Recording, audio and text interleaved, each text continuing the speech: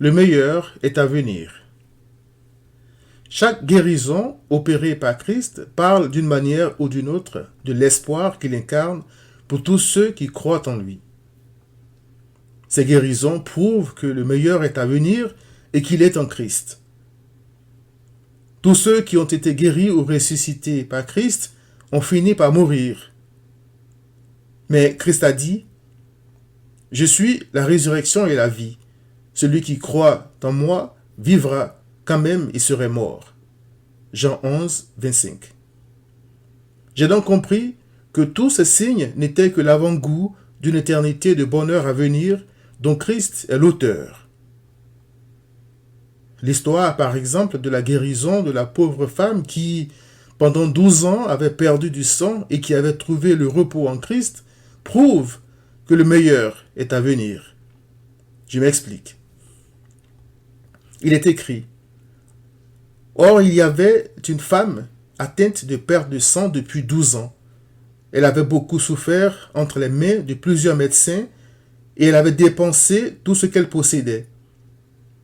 Et elle n'avait éprouvé aucun soulagement, mais était allée plutôt en empirant. » Marc 5, 25 à 26. Je ne crois pas me tromper en voyant dans l'histoire de cette femme celle de nos souffrances à tous.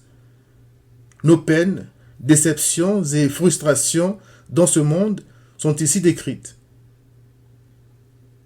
Souffrir ainsi dans son corps et dans son esprit, jour et nuit, pendant 12 longues années, fait perdre tout espoir.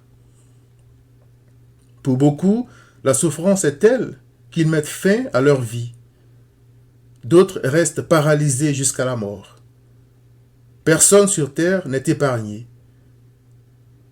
Pour cette femme, après avoir frappé à toutes les portes en vain, le répit est sorti de Christ. Il est écrit, « Ayant entendu parler de Jésus, elle vint dans la foule par derrière et toucha son vêtement. Car elle disait, « Si je puis seulement toucher ses vêtements, je serai guérie. » Au même instant, la perte de sang s'arrêta et elle sentit dans son corps qu'elle était guérie de son mal. Marc 5, 27 à 29. La cause de 12 longues années de souffrance avait ainsi disparu instantanément. Mais comment? Il est écrit, « Jésus connut aussitôt en lui-même qu'une force était sortie de lui. » Marc 5, verset 30. En un instant, Christ avait changé la vie de cette femme. Au même instant, la perte de sang s'arrêta, dit le texte. L'apôtre Paul utilise une expression similaire pour décrire un autre mystère que tous les croyants attendent. Il est écrit, « Voici, je vous dis un mystère. Nous ne mourrons pas tous, mais tous nous serons changés.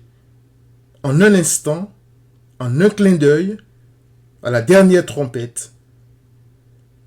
La trompette sonnera, et les morts ressusciteront incorruptibles, et nous serons changés.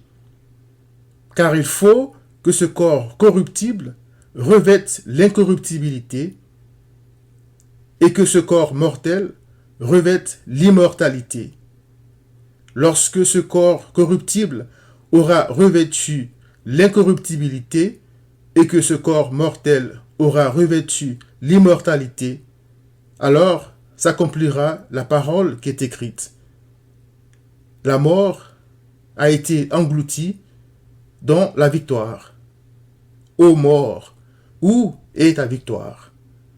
Ô mort, où est ton aiguillon? L'aiguillon de la mort, c'est le péché, et la puissance du péché, c'est la loi. Mais grâce soit rendue à Dieu, qui nous donne la victoire par notre Seigneur Jésus-Christ.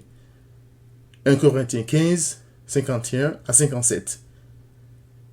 Ainsi, Paul décrit la délivrance totale des croyants au retour de Christ. La guérison de la perte de sang est une des nombreuses preuves que Christ nous a données concernant ce qui est à venir. En un instant, en un clin d'œil, Christ mettra fin aux souffrances de ses brebis. Il est écrit: « Et j'entendis du trône une forte voix qui disait: Voici le tabernacle de Dieu avec les hommes. Il habitera avec eux, et ils seront son peuple, et Dieu lui-même sera avec eux. Il essuiera toute larme de leurs yeux, et la mort ne sera plus, et il n'y aura plus ni deuil, ni cri, ni douleur, car les premières choses ont disparu. » Apocalypse 21, versets 3 à 4. Satan fait tout pour nous faire croire qu'il n'y a aucun espoir et que nous devons compter sur lui pour une solution rapide à nos problèmes, en nous prosternant devant lui à travers des idoles et en rejetant Christ. Mais le meilleur est à venir pour ceux qui, comme cette femme, se disent: si je puis seulement toucher Christ par la foi, je serai éternellement guéri. Cher ami, le meilleur est à venir pour toi si tu crois en Christ. Et la foi qui y donne accès vient de la parole de Christ que tu es en train d'écouter et de lire.